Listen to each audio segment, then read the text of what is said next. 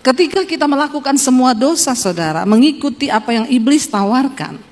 Tadi pagi saya sampaikan yang ada dalam dunia ini hanya 3 hal. Keinginan daging, keinginan mata, dan keangkuhan hidup. Itu yang ada dalam dunia, dan itu semua bukan berasal dari Bapa, tetapi dari dunia. Ya, tadi pagi sudah saya jabarkan keinginan mata. Ya, mata ini tidak pernah ada puasnya. Ya, karena itu Yesus berkata, mata adalah pelita tubuh. Jika matamu jahat, maka gelap seluruh tubuhmu. Tapi jika matamu baik, maka teranglah seluruh hidupmu. Ya, yang kedua keinginan daging yang ada dalam dunia ini, kenajisan, percabulan, perselingkuhan. Makanya banyak orang-orang yang mengaku Kristen, tapi kalau engkau masih hidup dalam kenajisan, percabulan, perselingkuhan, apalagi homoseksual, lesbian, maaf, engkau bukan kepunyaan Tuhan. Karena Alkitab berkata, biarkan lalang dan gandum tumbuh bersama. Iblis bilang, gak apa-apa gereja jadi besar, biarin aja. Pada waktu kedatangan Tuhan, barulah itu adalah hari penampian. Akan dibuktikan di sana mana yang ilalang, mana yang gandum. Tuhan bilang biarkan aja dulu tumbuh bersama. Ya, karena pada hari penampian nanti akan dibuktikan. Makanya Yesus berkata, bukan setiap orang yang berseru kepadaku Tuhan, Tuhan yang akan masuk dalam kerajaan Allah, tapi mereka yang melakukan kehendak Bapa. Yesus bilang, pada akhir zaman nanti aku baru akan berterus terang kepadamu bahwa aku tidak mengenal engkau. Daripada nanti Yesus baru berterus terang, lebih baik sekarang kita bertobat.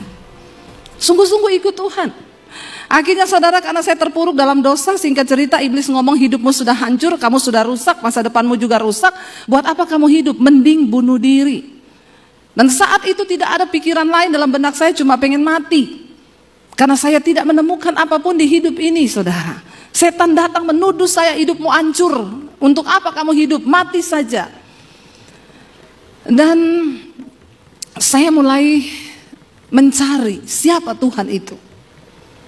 Saya mulai bertanya, Tuhan, untuk apa engkau ciptakan aku di dunia ini? Kurang kerjaan banget kau Tuhan. Kenapa engkau ciptakan aku untuk berdosa? Kalau hari ini saya mati bunuh diri, saya tahu saya masuk neraka, terus Tuhan puas. Buat apa engkau ciptakan saya? Tanpa pengetahuan yang benar, saya marah kepada Tuhan. Dan di luar sana saudara, ada begitu banyak orang yang sedang punya pertanyaan yang sama. Dan tugas kitalah untuk membawa mereka ke jalan yang benar. Tapi bagaimana mungkin Alkitab bilang engkau saja kalau ditinjau dari segi usia, harusnya kita ini semua sudah jadi pengajar. Tapi yang terjadi adalah apa saudara? Orang Kristen sekarang datang duduk pulang di gereja, tapi engkau tidak mampu menjadi pengajar. Bahkan asas-asas tentang kekristenan itu masih harus diajarkan. Masih banyak orang Kristen yang tanya saya, Bu, merokok itu dosa apa enggak, Bu? Di mana ayatnya, Bu? Saya bilang di pom bensin baca. Gede tulisannya dilarang merokok. Lu nggak usah cari di Alkitab, tidak ada tulisan dilarang merokok. Tapi saya mau bilang, sedangkan di pom bensin saja kau tidak bisa masuk, apalagi di amin yang merokok. Tidak usah angkat tangan. Saya khotbah begini di Jakarta, saudara, di satu mall. Tiba-tiba waktu pulang saya dikejar orang Ambon. Di mall, orang Ambon sangar saudara. Seng makan mati, makan seng juga mati. Dia kejar saya, dia bilang, Ibu pendeta, Ibu pendeta. Saya bilang, kenapa ya Pak? Saya tadi ikut ibadah yang Ibu bawa firman tadi. Saya itu paling tidak suka kalau ada pendeta khotbah-khotbah soal rokok. Emangnya saya beli itu rokok pakai uangnya pendeta? Terus saya bilang, Bapak nih masalahnya apa ya? Tapi tadi itu Ibu bilang, sedangkan di pom bensin saja saya tidak bisa masuk, apalagi di sorga. Saya pikir-pikir itu Ibu betul juga itu. Ternyata seringkali kita nggak usah khotbah tinggi-tinggi bahasanya Pak. Ya karena cuma itu lebih ngerti bahasa yang sehari-hari saja. Terus dia bilang, Ibu saya tadi dengar khotbah Ibu itu saya berniat mau berhenti merokok Ibu. Tapi sudah lama ini memang saya tidak bisa berhenti Ibu. Karena aduh bagaimana ya Ibu ya. Ibu kasih saya tips Ibu, atau Ibu tumpang tangan ke saya Ibu supaya saya berhenti merokok. Saya bilang, Pak, itu adalah niat dari dalam diri. Biar saya tumpang kaki Bapak. Kalau memang Bapak tidak niat bertobat, tidak bisa Pak.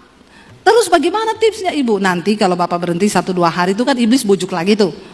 Nanti iblis, Bapak lihat rokok kepengen ambil, nggak apa-apa, ambil aja Pak. Ambil ya Ibu Debbie. Iya, terus hidupin aja. Hidupin ya Ibu. Terus Bapak taruh di mulut, tapi diputer, apinya taruh di bibir. Bapak lakukan itu sehari 3 kali. Saya yakin Bapak berhenti merokok. Kenapa? Bibirmu melepuh. Tapi lebih baik begitu kan, kena api rokok daripada kena api neraka. Kan Tuhan bilang, kalau tanganmu membuat engkau berdosa, potong tanganmu. Lebih baik engkau masuk surga tanpa tangan, daripada engkau utuh tapi masuk ke dalam neraka.